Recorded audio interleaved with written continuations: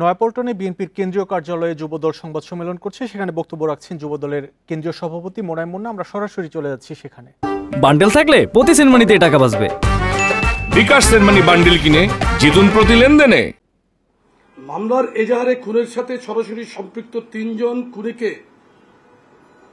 Police কৌশলে বাদ দিয়ে নিরপরাধ ৩ জনকে আসামি করেছে।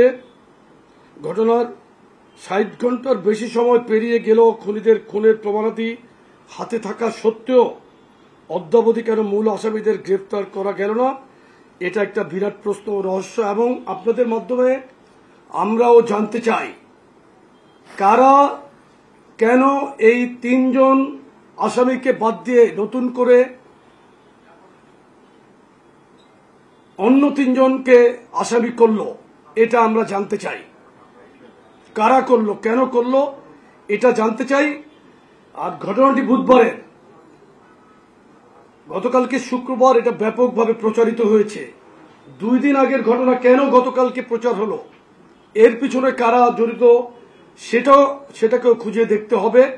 আপনাদের মাধ্যমে আমরা আইন প্রয়োগকারী সংস্থার কাছে, দেশের জনগণের কাছে এই প্রশ্নটি রাখছি এবং এটার যথাযথ ব্যবস্থা গ্রহণের জন্য আমরা দাবি জানাচ্ছি। আপনারা জানেন গত 5ই আগস্ট দীর্ঘ 1.5 যুগের অবর্ণনীয় নির্যাতন, নিপীড়ন, গুম, খুন, 16 লাখ গায়েবী মামলা, ইতিহাসের বর্বরতম ফ্যাসিবাদী নিষ্পেষণ থেকে দেশ ও জাতি ও বাংলাদেশ জাতীয়তাবাদী দলের নেতাকর্মীরা মুক্তি লাভ করে এই দীর্ঘ 16 বছর যাবৎ বিএনপি নেতাকর্মীরা নিজেদের জীবন, কেরিয়ার, পরিবার, ব্যবসা সহ জীবন ও সম্পদকে বিপন্ন করে এক বর্বর ফ্যাসিস্ট এক নায়কের বিরুদ্ধে মাঠের প্রতিরোধটুকু জারি রেখেছিল। তারা গুম, খুন, অপহরণ সহ নানামাত্রিক বর্বরতার নির্মম শিকার হয়েও কখনো মাঠ ছেড়ে যায়নি। গত জুলাইয়ের আন্দোলনেও আমরাই সবচাইতে বেশি ত্যাগ স্বীকার করেছি। সর্বমোট যে শহীদের তালিকা আমরা অদ্যাবধি পেয়েছি তার প্রায় অর্ধেক সংখ্যকই আমাদের দলীয় নেতাকর্মী। কিন্তু গণঅভ্যুত্থানের সফলতার পর আমরা ক্রেডিট নেওয়ার নেশায় মোহগ্রস্ত না হয়ে শহীদের রক্ত নিয়ে ব্যবসা না করে স্বাভাবিক সাংগঠনিক কার্যক্রমে ফিরে গেছি। এই যেমন গত 3 দিন আমরা ফেনীতে যে ভয়াবহ বন্যা, আমাদের 3টি সংগঠনে 3টি উপজেলায় সেই ভয়াবহ বন্যায় কাজ করছি। আমরা সার্বক্ষণিকভাবে মনিটরিং করছিলাম ওখানে কিভাবে কি হচ্ছে।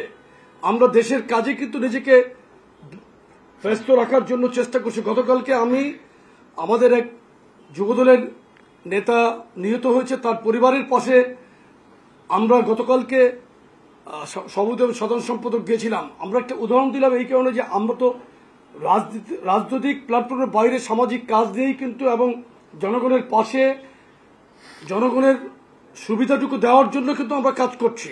আমরা শুধু ক্রেডিট নেওয়ার জন্য আগস্ট অভ্যুত্থানকে নিজেদের পকেটে করায়ত্ত করার জন্য আমরা ব্যস্ত থাকছি না। কিন্তু প্রিয় সাংবাদিক ভাই ও বোনেরা, আপনারা অবগত আছেন গত কয়েক মাসে সারা দেশের যে কোনো জায়গা থেকে যখনই আমাদের নেতাকর্মীর বিরুদ্ধে অভিযোগ উত্থাপিত হয়েছে, আমরা অভিযোগের প্রাথমিক সত্যতা পেলেই চূড়ান্ত ব্যবস্থা গ্রহণ করেছি। বিএনপির কেন্দ্রীয় কার্যালয়ে সংবাদ সম্মেলন করছে যুবদল। আমরা এতক্ষণ ছিলাম সেখানে।